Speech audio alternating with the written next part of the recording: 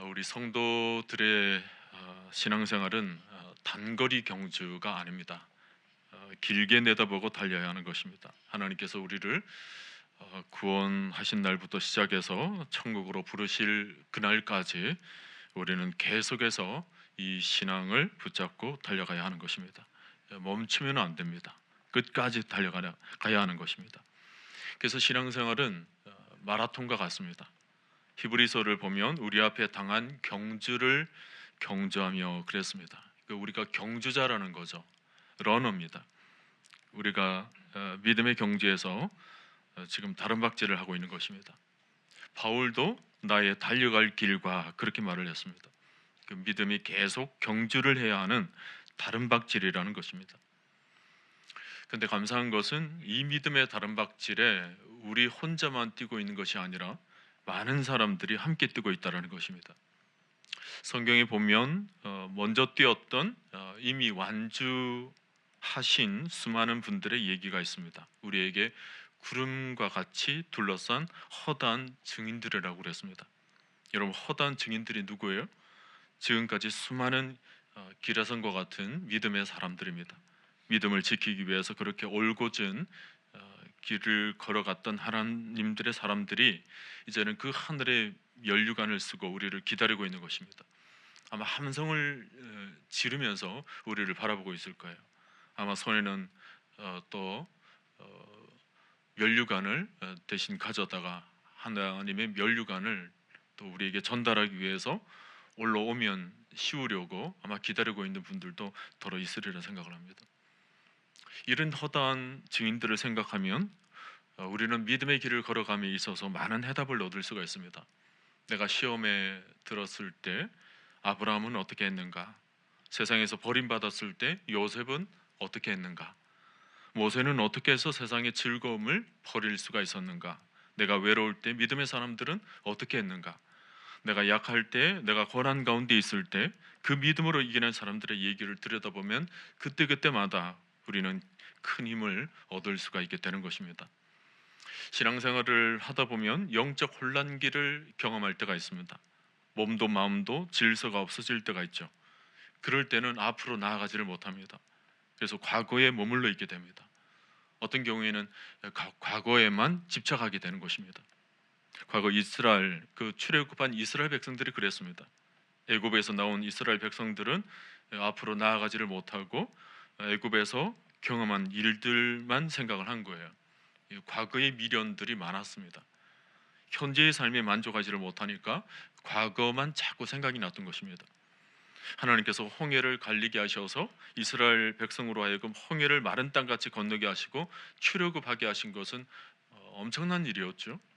하나님께서 440년 동안 애굽에서 종살이했던 그 이스라엘 백성들을 애굽에서 구원해 내신 것입니다.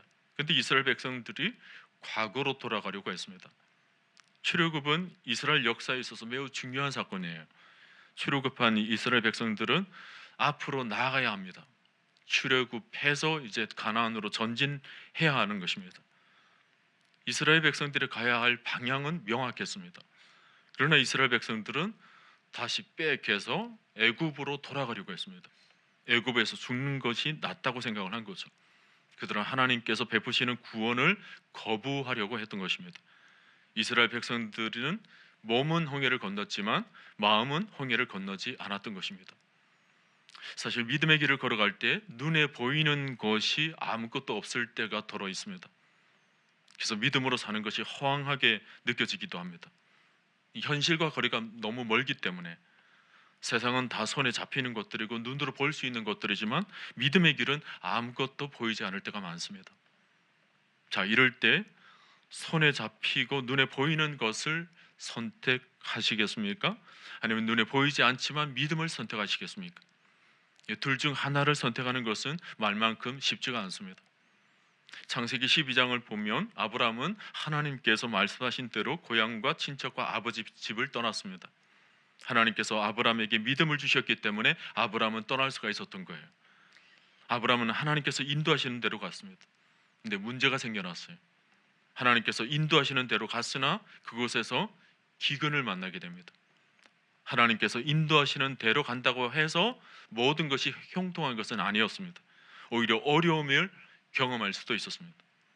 창세기 12장을 보면 기근을 경험한 아브람은 양식 문제를 해결하기 위해서 애굽으로 내려갑니다. 애굽에서 무슨 일이 일어납니까? 아내 사라를 바로에게 빼앗길 뻔합니다. 아브람은 자신의 힘으로 문제를 해결하려고 했다가 더 큰 위기를 경험할 뻔했던 것입니다. 믿음 생활에 있어서 중요한 것은 우리의 시선입니다. 삶의 문제들 앞에서 우리는 무엇을 바라볼 것인가? 이스라엘 1세대들은 열 하루 만에 도달할 수 있는 약속의 땅을 밟아보지도 못하고 모두 죽었습니다. 믿음이 없었기 때문입니다.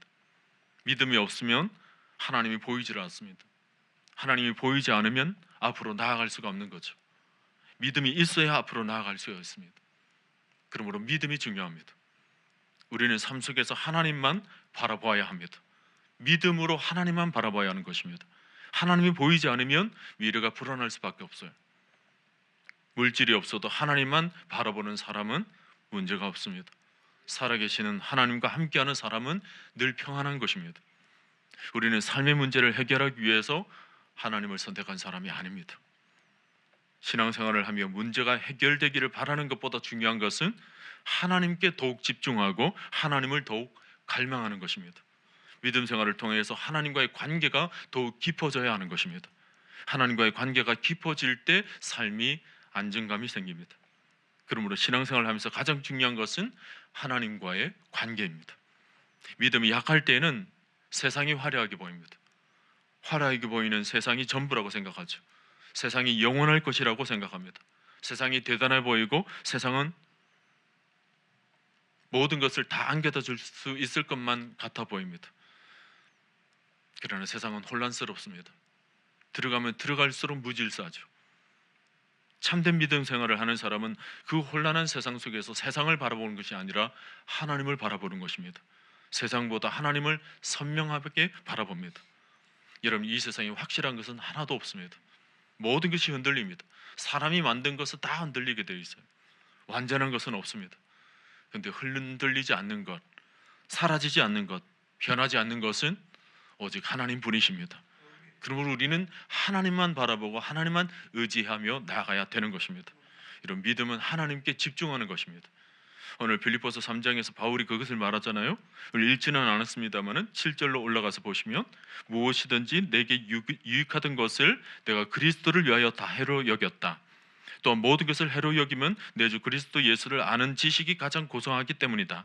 내가 그를 위하여 모든 것을 버리고 배설물로 여김은 그리스도를 얻고 그 안에서 발견되려 함이니 내가 가진 의는 율법에서 난 것이 아니요 오직 그리스도를 믿음으로 말미암아 된 것이니 곧 믿음으로 하나님께로부터 난 의다. 기가 막힌 고백인데 이 세상 그 어떤 것보다도 그리스도가 가장 귀하신 분이라는 것을 그가 발견하게 되었다라는 거예요. 지금까지 구하던 모든 것들을 잃어버리고 배설물로 여길 정도로 진짜의 가치를 발견했다라는 것입니다. 우리가 히브리서 11장을 보면 모두가 이 고백의 주인공들 아닙니까? 모두가 명확한 진리에 대해서 분명한 선택을 했던 사람들, 진리의 선택을 위해서 생명까지 내걸었던 사람들입니다. 그들이 그렇게 세상을 거절하고 하나님을 선택할 수 있게 했던 그 힘은 어디에서부터 나왔을까요? 분명히 무엇인가가 있었기 때문에 벗어버리는 것에 그들은 자유했던 것입니다. 세상을 던져버리는 것에 그렇게 어렵지가 않았습니다. 우리 주위에서도 보면 대단한 결단과 헌신을 하시는 분들을 보면 궁금해지죠. 어떤 힘이 작용하고 있을까? 저분에게는 어떤 힘이 있을까? 그것은 히브리서 11장 26절을 보면 이렇게 밝혀 알 수 있습니다. 이는 상 주시는 이를 바라봄이라. 세상의 모든 즐거움들, 무겁고 얽매이기 쉬운 것들을 벗어버리게 하는 힘은 상 주시는 분이 우리에게 있다라는 것입니다. 히브리서 11장 6절에서도 그가 자기를 찾는 자들에게 상 주시는 이 힘을 믿어야 할지니라 그랬잖아요. 믿음의 선진들은 그냥 무작정 살아갔던 사람들이 아니고 분명히 한 분을 바라봤다는 것입니다. 사도 바울도 그가 모든 것을 해로 여길 수 있었던 것은, 모든 것을 배설물처럼 여길 수 있었던 것은 그리스도를 얻었기 때문이라고 고백하고 있습니다. 바울은 그리스도가 이 세상에서 가장 큰 보배가 된다는 것을 명확하게 알았던 것입니다. 성도 여러분, 이 세상에서 가장 큰 것은 무엇입니까? 이 세상의 것들이 모두 안개와 같지 않습니까? 아무리 아름답고 멋있게 보여도 잠깐 보이다가 사라지는 안개와 같습니다. 잠깐 누리고 잠깐 즐기다가 다 마는 것입니다. 좋은 것도 누릴 때 금방뿐입니다. 이내 식상해집니다. 한순간에 모든 것이 바람처럼 사라집니다. 사라지고 나면 너무 허전해지는 것이 이 세상 것들입니다. 우리의 젊음이라는 것도 그렇고 우리의 건강이라는 것도 그렇고 결국 우리의 생명 전체가 그렇습니다. 모세가 애굽에 그렇게 많은 보화와 공주의 아들로 사는 것에도 더 이상 매력을 느끼지 못했던 이유는 히브리서에서 기록되고 있죠. 그리스도를 위하여 받은 수모를 애굽의 모든 보화보다 더 큰 재물로 여겼으니 그렇게 기록하고 있습니다. 세상의 모든 보화보다도, 아니 더 나아가서 세상 속에서 그리스도를 위하여 수모를 받는 그 고난보다도 그리스도를 얻는 것, 그것이 더 귀하기 때문에 그 모든 것을 다 감내할 수 있다는 것입니다. 훨씬 더 큰 가치를 그가 보았기 때문에 거기에 집중할 수 있었다는 거예요. 여러분, 인생은 분별력입니다. 비교를 잘하고 그 비교를 통해서 선택이 내 인생을 결정하는 것입니다. 우리는 늘 두 가지 중에 선택을 합니다. 우리 놓여진 것 중에서 가장 내가 가치 있다고 생각하는 것을 선택해서 그것을 취하게 되죠. 오늘도 여러분이 수많은 갈래길에서 기도하는 것이 가장 소중한 줄 알고 이 자리에 계신 줄로 믿습니다. 인생은 선택이에요. 분별력이 우리 인생을 만들어가는 거죠. 우리가 잘못 비교하면 인생 망치게 되는 것입니다. 비교를 잘하면 그것이 우리 인생의 축복이 되는 것입니다. 믿음은 순간의 쾌락보다 더 나은 영원한 것을 붙들게 만듭니다. 그래서 성경 전체가 강조하는 핵심 메시지가 뭐예요? 우리를 점점 그리스도에게로 초점을 맞추게 하는 것입니다.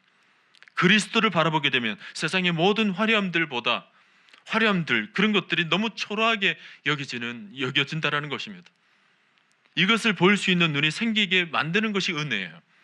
믿음의 역사죠. 오늘 여러분 마음속에 이 은혜가 임하게 되기를 바랍니다. 이 은혜가 임하게 되면 믿음의 눈이 열리게 돼요. 인생에서 평가하는 눈이 정확해지는 것입니다. 세상의 것들에 대한 거품들이 다 벗겨지게 되죠. 우리가 바라는 실상이 무엇인지를 아주 선명해지게 되는 것입니다. 오늘 바울은 이렇게 기록합니다. 13절 후반절부터 여러분 보십시오. 뒤에 있는 것은 잊어버리고 앞에 있는 것을 잡으려고, 그 다음 어디를 향하여? 표대를 향하여 그리스도 예수 안에서 하나님이 위에서 부르신 부름의 상을 위하여 달려가노라 그랬습니다. 바울의 삶을 딱 두 마디로 요약하면 14절에서 두 마디 말이죠. 표대를 향하여 달려가노라. 표대를 향하여, 바울은 인생의 목표가 생겼다라는 것입니다. 그리고 달려가노라, 그 목표를 위해서 달려가는 인생이에요. 여러분 한번 따라 해보시겠습니까? 표대를 향하여 달려가노라. 여러분의 모든 삶이 이런 삶이 되시기를 바랍니다. TV를 보면 경주하는 말들이 안대가 씌워져 있는 것을 봅니다. 왜 그렇게 할까요? 이 경주하는 말들에게 있어서 바라봐야 할 것, 생각해야 될 것은 오직 하나뿐이라는 거예요. 그 말에 탄 그 주인에 의해서 오직 한 가지만 생각하고 무조건 달려라는 거죠. 결승점을 향해서 무조건 달려라는 거죠. 그것을 바라보지 못하고 주변을 두리번 거리다가는 집중력이 떨어지게 되고 결국은 목표를 잃어버리게 된다는 거예요. 여러분, 신앙에는 목표가 있습니다. 우리가 달려가야 될 분명한 목표가 있어요. 여기 기웃거리고 저기 기웃거리고 앞을 달려가지 못하게 된다면 우리 심령 속에 그 표대를 취할 수가 없습니다. 성령께서 영적인 안대를 씌워주는 축복이 오늘 우리에게 있게 되기를 바랍니다. 영적인 안내예요. 영적인 안내. 세상의 것에 기웃거리지 않도록 오직 한 가지만 생각할 수 있도록 성령께서 우리에게 집중력을 주시도록 오늘 밤에 기도해야 될 줄로 믿습니다. 사도 바울은 이 집중력을 위해서 과거의 일들을 생각하지 않겠다라는 거예요. 13절을 보시면 형제들아 나는 아직 내가 잡은 줄로 여기지 아니하고 그 다음 오직 한 일, 즉 뒤에 있는 것들은 다 잊어버리고 그랬습니다. 예수님을 만나고 난 뒤에 예수님을 위해서 행한 여러 가지 일들이 있겠죠. 모든 공로들, 업적들, 그런 것들 생각하지 않겠다라는 거예요. 지금까지 내가 받았던 은혜도 생각하지 않겠다라는 거예요. 과거의 일들 생각하지 않겠다라는 겁니다. 뒤에 한 일들 다 그냥 내려놓고 오직 앞만 바라보며 달려나가겠다라는 것입니다.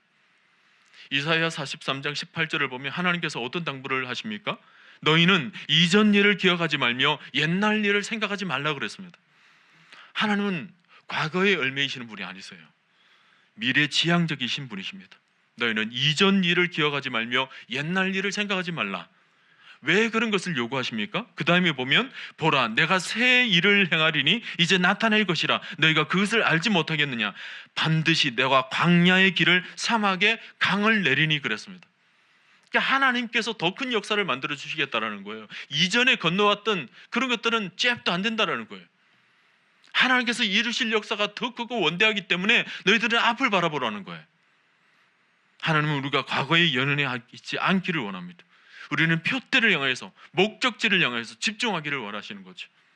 이전보다 이후가 더 신나는 인생, 30대보다 40대가 더 빛나는 인생, 40대보다 50대가, 50대보다는 60대가, 60대보다는 70대가 갈수록 더 빛나는 인생, 그 빛나는 인생을 위해서 집중력을 잃어버리지 않고 앞으로 전진하라는 것입니다. 언젠가 어느 잡지를 보니까 우리나라 학원가에서 아주 대부격인 분이 인터뷰를 한 기사가 나왔습니다.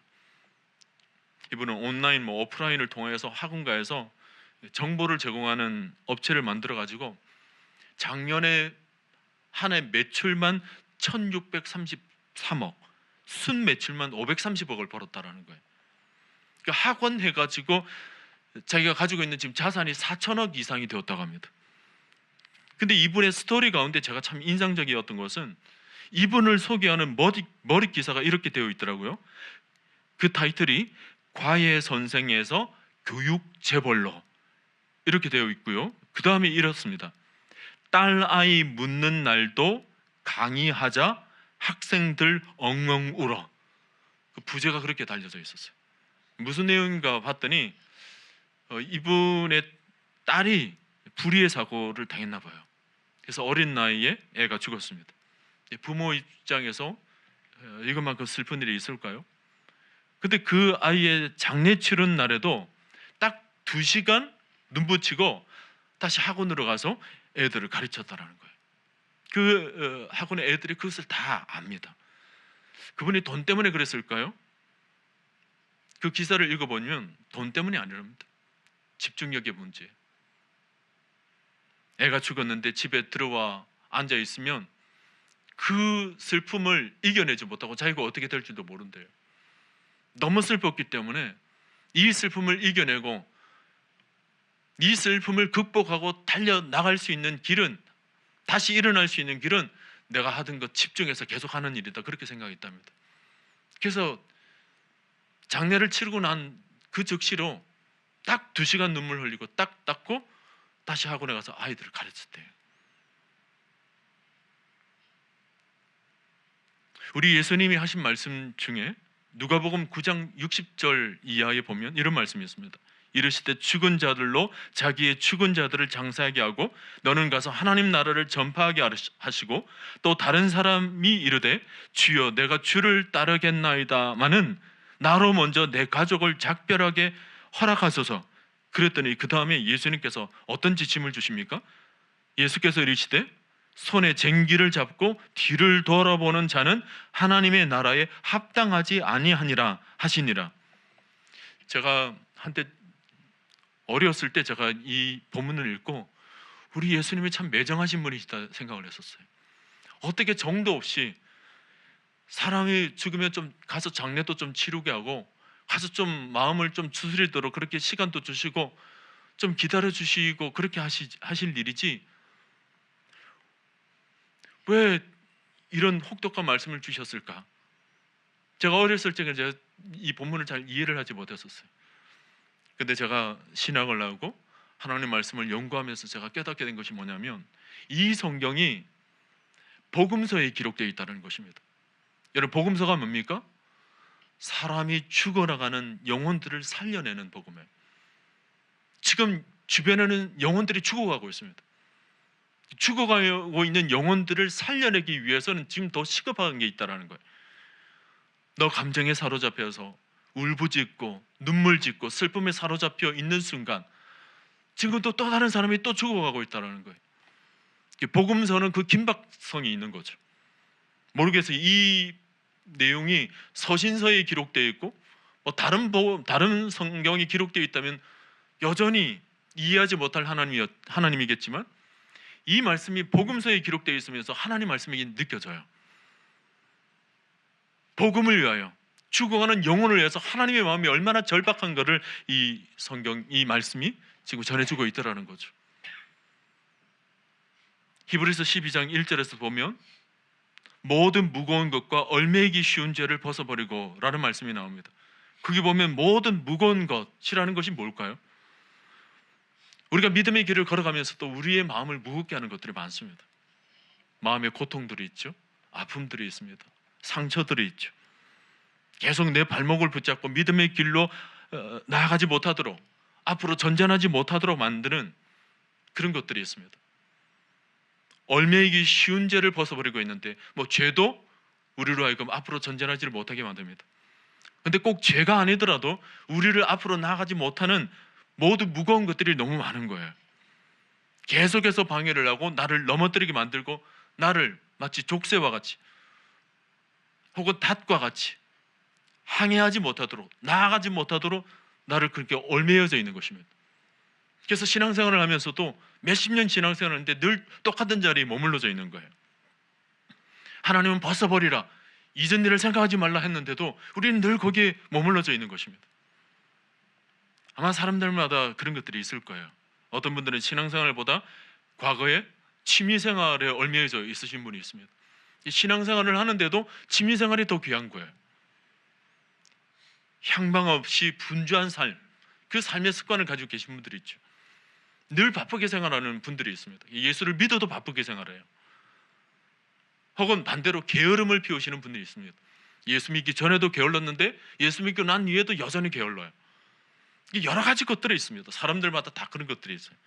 믿음의 삶이 뭔가 방해가 되는 것들, 정확하게 죄라고는 말할 수는 없지만 뭔가 내 삶의 진도가 나아가지 못하도록 만드는 그런 어떤 요소가 있단 말이에요. 어떤 분들은 어떤 성격적인 부분이 있을 수 있습니다. 주 앞에서 새 사람을 입었다 그랬는데도 이게 성격이 변하지 않는 거예요. 어떤 분은 필요 없이 인간관계에 얽매여져 있으신 분이 있습니다. 신앙생활을 하면서도 사람과의 관계, 친목단체, 친구단체 이런 것에 너무 얽매여져 있으신 분들이 있습니다. 이 믿음의 경주는 그런 것들을 좀 내려놓는 작업부터 시작해야 한다는 거예요. 가지치기가 필요하다는 거예요. 얽매이기 쉽다는 것이 뭐예요? 다 습관적인 거라는 거예요. 과거에 내가 해왔던 것들, 지금까지 살아온 삶의 발자국들, 자신의 삶에서 반복되는 그런 고질적인 것들, 내 삶을 붙들고 내 발목을 딱 붙들고 온갖 나를 휘젓고 다니는 그 구습들, 그것들을 분명히 벗어버려야 한다는 것입니다. 여러분 마라톤 하는 사람들 한번 보세요. 마라톤 경주자들을 보면 아주 슬림합니다. 입는 옷도 그냥 간단하죠. 여러분 마라톤 경주자들이 갑옷 입고 뛰는 거 봤습니까? 아주 옷을 간단하게 입습니다. 위에 러닝 하나, 밑에 짧은 바지 하나 딱 입고 뛰는 것입니다. 신발도 할 수만 있는 대로 가벼운 것이 있습니다. 어떻게 하면 이 믿음의 경주를 잘해서 완주할 것인가? 요즘 빙상 경기를 하는 모습을 보는데 다른 것 생각 안 해요. 어떻게 하면 속도를 높일 수 있을까? 그것만은 생각합니다. 옷도 어떻게 하면 바람의 저항을 막을 수 있을까? 디자인 하나를 하더라도 마찬가지입니다. 시선을 집중하기 위한 디자인을 한다고 그래요. 그러니까 오직 한 것에 올인하기 위해서 모든 것을 집중시키는 것입니다. 내 삶을 패배하게 만드는 실패의 요소들을 불편하게 하고 만들고 늘 끙끙거리게 만들게 했던 모든 것들을 아주 미련 없이 아주 단순화시켰다는 거예요. 여러분 믿음 생활이라는 것은 불편한 것들을 벗어버리고 우리의 몸과 마음을 집중시키는 것입니다. 그래서 믿음 생활이 거기서부터 출발하는 거예요. 누구에게요? 예수 그리스도에게로. 믿음 생활은 그리스도에게로 초점하는 것입니다. 믿음의 경주에서 중요한 것은 목표예요.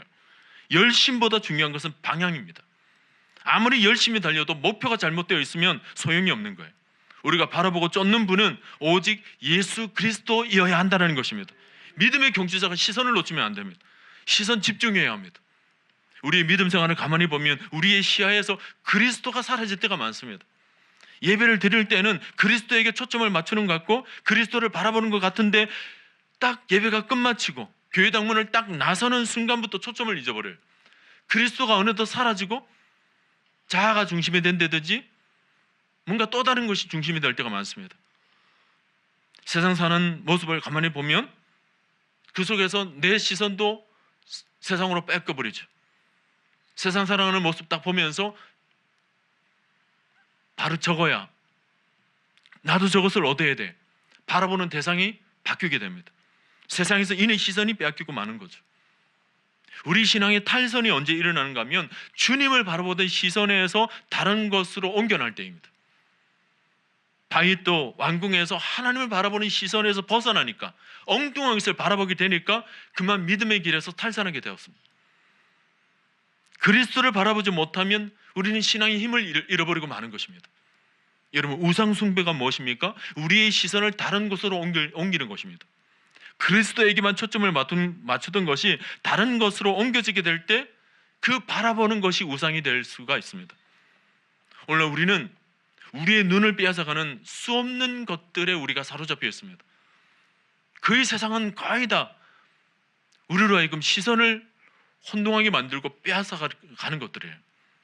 사탄은 우리의 시선을 분산시키는 모든 것들을 다 동원해서 우리의 마음을 흔듭니다. 여러분, 농구 시합하는 경기장을 가보면 꼭 반대편에서 공 크기만한 풍선 같은 것들을 들고 막 흔드는 그런 응원을 합니다. 왜 그렇죠? 시선을 혼돈시키게 만드는 것입니다. 상대편 그 선수가 그 공 비슷한 것들 가지고 막 흔들면 그 집중이 안 되니까 그 노골 할 수 있도록 막 그렇게 응원을 한대요. 그때 선수는 어떻게 합니까? 다른 거 보면 안 돼요. 딱 골대만 바라보는 겁니다. 여러분, 우리가 교회 일을 하는 동안에도 자칫하면 그리스도를 잃어버릴 때가 있습니다. 주님의 일을 한다 하면서도 자세히 들여다보면 그 중심에 주님이 없어요. 다 주님의 일을 위해 한다고 하는데 정말 그 내면을 들여보면 그리스도가 계시지 않는 때가 많습니다. 그분의 일이라고 해놓고 사실은 들여다보면 자신의 만족과 자신의 기쁨을 얻기 위해서 하는 경우가 많다는 것입니다. 주님이 앉으셔야 될 자리에 자기가 앉아 있는 거예요. 여러분, 내가 주님의 일을 한다 하면서도 사람들의 칭찬과 시선을 받고자 애를 쓰는 자신을 발견할 때가 있지 않습니까? 우리가 가는 길에 그리스도가 사라질 때가 있다는 거죠. 이거 좀 여담입니다만 제가 어떤 분을 통해서 그런 얘기를 들었어요. 우리 목사님은 칭찬에 참 인색하신 분이시다. 제가 그 얘기를 들었어요. 그 제가 제 마음에 속에 있는 생각을 한 번도 성도님들께 얘기를 드리지 못한 채 그러고 있으니까 성도님들이 오해를 하신 것 같아요. 제가 그렇습니까? 그래서 이 오해를 어떻게 풀어야 되지? 라고 생각을 하고 할 수만 있으면 좀 칭찬을 해드릴까 생각을 했다가 또 마음에 드는 마음의 중심이 있습니다. 저는 하나님께서 여러분을 칭찬하시기를 원합니다. 인간의 칭찬보다도 인간의 칭찬에 귀를 기울이기보다 하나님의 칭찬은 늘 저는 주어지고 있다고 생각합니다. 여러분이 믿든지 말든지 저는 믿습니다. 하나님께서 반드시 여러분을 칭찬하고 계신 줄로 믿습니다. 괜히 인간의 칭찬이 가세되면서 하나님의 칭찬이 퇴색될까 봐 제가 좀 염려가 되는 거예요. 그리고 괜히 인간의 칭찬을 들으면서 여러분의 마음이 괜히 사람에게 빼앗길까 제가 염려가 되는 겁니다. 그러니까 하나님께 집중해야 될 분이 괜히 목사님의 칭찬에 더 귀를 기울이고 사람의 말에 더 귀를 기울이고 할까 봐 살짝 제가 조심스러운 거예요. 그만큼 제가 여러분을 높게 평가를 한 겁니다. 여러분은 아주 수준이 높기 때문에 주님을 바라보고 주님만을 기쁘시게 하는 분으로 제가 생각을 했기 때문에 제가 안 그랬는데 제 칭찬이 필요하다면 저 얼마든지 칭찬해 드리겠습니다.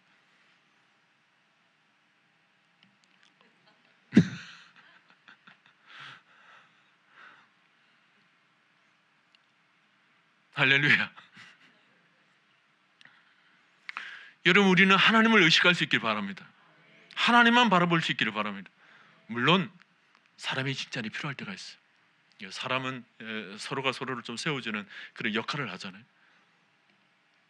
근데 그런 칭찬에 귀를 기울이는 것이 문제죠. 너무 거기에 빼앗기는 것이 문제죠. 제가 염려가 되는 것은 너무 사람의 칭찬에 마음이 빼앗기게 되면 역으로 사람의 칭찬이 없으면 금방 시험 들더라는 거예요. 조금만 관심을 안 두면 금방 시험 들어버립니다. 교회 안에서 그걸 너무 많이 봤어요. 저도 칭찬을 해주다가 어떤 기관이나 어떤 분에게 다른 일 때문에 살짝 못할 때가 있었어요. 그래서 그분이 시험 들어버렸어요. 목사님은 다른 사람한테는 다 칭찬을 하고는 왜 나한테는 칭찬 안 하나, 그런 얘기를 제가 들었던 적이 있거든요. 그래서 그게 늘 염려가 되는 거예요. 여러분, 사람의 칭찬은 늘 한계가 있어요. 사람이 바라보는 눈은 늘 한계가 있는 거예요. 우리는 오직 그리스도에게만 초점을 맞추면 시험 들 일이 없는 거예요. 하나님께만 초점을 두고 살아계신 하나님의 칭찬을 얻고 살아계신 하나님의 기쁨을 얻는 데 우리가 익숙해져 있다면 사람에게 그렇게 영향을 받지를 않습니다. 저는 저와 여러분이 그렇게 되기를 바랍니다. 하나님께만 영향을 좀 받게 되기를 바랍니다. 우리가 바라봐야 할 것, 절대 기준, 절대 목표는 그리스도가 되어야 될 줄로 믿습니다. 그래서 종교개혁자들은 솔라 크리스토스 그랬습니다. 오직 그리스도. 중세 교회들이 그 당시 그리스도를 잃어버렸기 때문에 종교개혁자들이 그것을 외쳤던 거예요.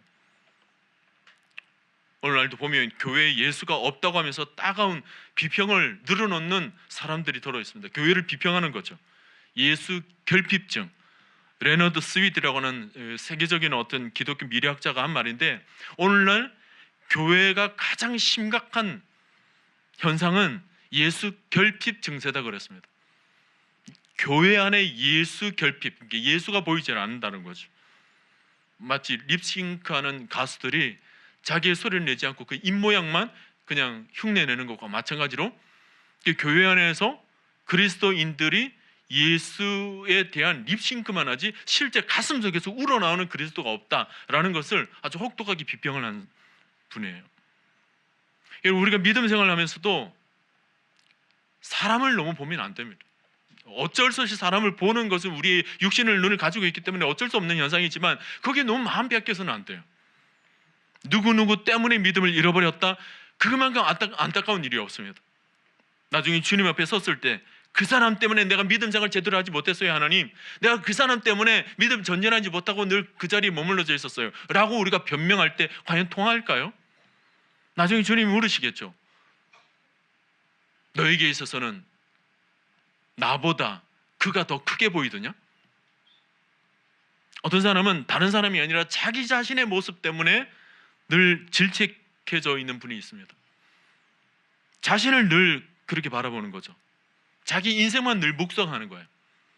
자기의 연약함도 묵상하고 자기 인생 묵상하고 보내 그게 얽매여져 있으면서 자신의 반복되는 실수와 연약함에 늘 실망하고 낙심하게 되는 것. 여러분, 자기를 바라보면 소망이 없어요. 자기를 바라보고 자기를 묵상하고 자기의 시선을 두면 거기서 다 실망이 나오고 좌절이 나오고 낙심이 생기고 더 나아가서 우울증이 걸리는 것입니다. 믿음의 경주라는 것은 사람에게 초점을 두게 되면 다 흔들리게 된다는 거예요. 나 자신에게 대해서도 초점을 두게 되면 다 흔들리게 돼 있어요.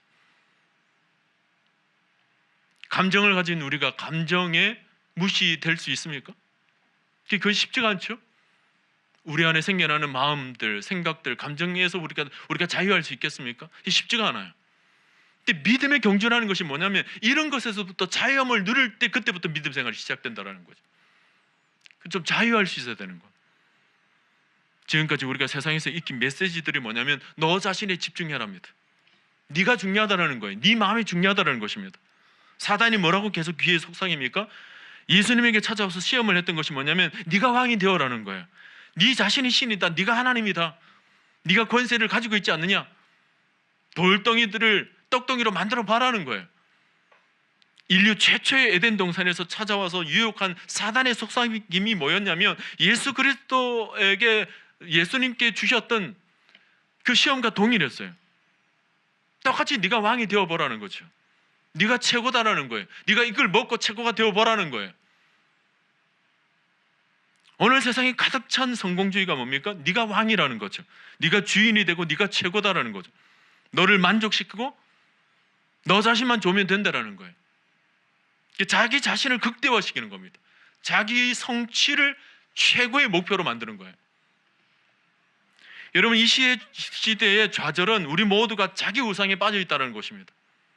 사람들이 우울증에 걸리는 이유는 과대한 자기 묵상이라고 그래요. 과대한 자기 연민. 인간 중심의 문화 한가운데 우리의 신앙도 주제가 주님이 아니라 우리 자신에게로 옮겨지게 될 때 심각한 영적 중병에 휩싸이게 된다는 것입니다. 여러분, 이런 문제가 우리가 민감하지 않으면 어떤 상황 속에서도 우리는 그 질병에 걸리게 되어 있어요. 서서히 은근슬쩍 거기에 빠지고 있는데도 자기 자신이 그 중심이 무너지는 것을 모르는 거예요. 세상을 바라보고 나 자신을 바라보고 늘 자기 중심이 되는 거예요. 우리는 비록 연약하지만 우리의 시선을 우리에게 돌리지 않고 그리스도에게로 돌리면 연약한 나를 데리고 우리를 온전한 길로 인도해 주실 것을 믿음으로 기대하는 삶을 우리가 살아야 될 줄로 믿습니다. 그러므로 오늘 밤 우리가 기도하면서 다시 한번 우리의 보좌, 우리의 이 왕자에 내가 앉아 있는 것이 아니라 그리스도를 앉혀 드리시기를 바랍니다.